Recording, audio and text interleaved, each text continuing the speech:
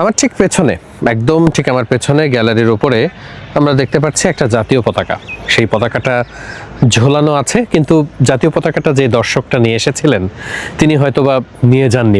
এমন ম্যাচের পরে খুব বিমর্ষ হয়ে যাওয়াটা খুব স্বাভাবিক।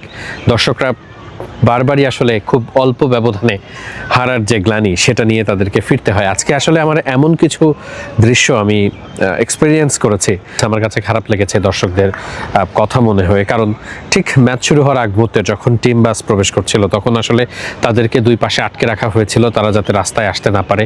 তারা ধৈর্য ধরে প্রায় 30 থেকে 40 মিনিট ওইভাবেই প্রোটোকলটা মেনটেন করা হয়েছিল। সেই সময়টাই তারা ওইভাবে কষ্ট করে লাইনে দাঁড়িয়েছিলেন। এরপরে যখন টিম বাস চলে যায় তখন আসলে যেভাবে তারা আসলে দৌড়ে টিকিট নিয়ে লাইনে দাঁড়িয়েছেন মাঠে প্রবেশ করার জন্য, তখনও খেলা শুরু হতে প্রায় 2 ঘন্টার মতো বাকি। 2 ঘন্টা আগে তারা মাঠে ঢুকেছেন, এই খোলা রোদের মধ্যে তারা দাঁড়িয়ে থেকেছেন।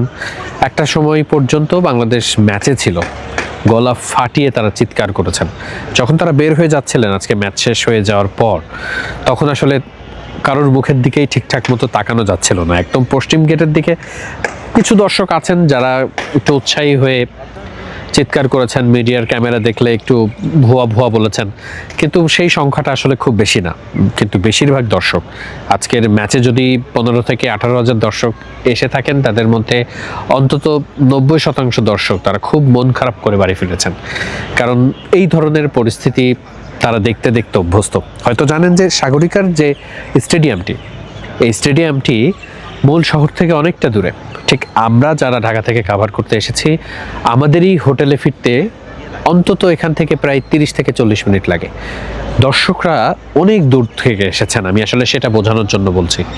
কেউ কেউ এসেছেন এখান থেকে 1.5 ঘন্টা 2 ঘন্টা জার্নি করে, কষ্ট করে, সকালবেলা ছুটির দিন, আজকে তারা বিশ্রাম নিতে পারতেন, আজকে পরিবারকে নিয়ে সময় কাটাতে পারতেন, কিন্তু তারা ওই বাংলাদেশের জার্সি পরে বাংলাদেশের জন্য তারা এসেছেন। অনেকেই দেখেছি পরিবার সহ এসেছেন, অনেক দূর থেকে এসেছেন। ঠিক এখান থেকে অলংকার মোড় নামে একটা মোড় আছে, তার বাইরে অনেকগুলো বাস দাঁড়িয়ে থাকতেও দেখেছি, যারা বাসে করে ভাড়া করে এসেছেন।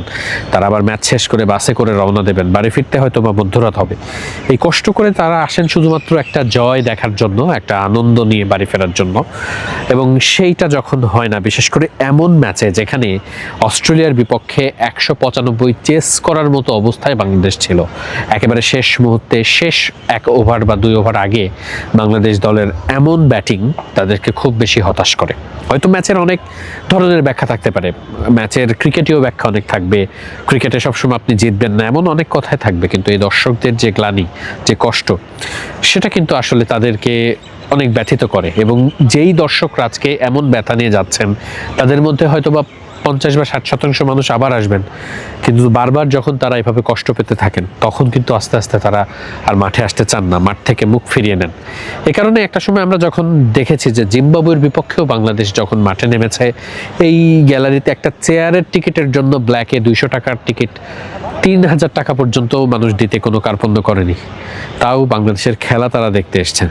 হ্যাঁ, তখন বাংলাদেশ অনেক জিততো, আমি সে কথা বলছি না, কিন্তু তারপরে ওই যে হাঁটতে হাঁটতে এই ব্যথা, এই গ্লানি, কারণ দিন যত যাবে মানুষের প্রত্যাশা তো বাড়বে, সে প্রত্যাশার থেকে কষ্ট, এবং সেই কষ্ট একটা সময় বাংলাদেশের যারা ভক্ত সমর্থক আছেন তাদেরকে মাঠে আসা থেকে বিরত করছে। এবং করছে বলেই অনেক দিনেই আমরা দেখছি যে অস্ট্রেলিয়ার সঙ্গে ম্যাচেও, গত ম্যাচের কথাই বলবো, পুরো গ্যালারি কিন্তু ফাঁকা ছিল, মানে পুরো গ্যালারি কিন্তু সেখানে ফুলফিল হয়নি, ফাঁকা ছিল।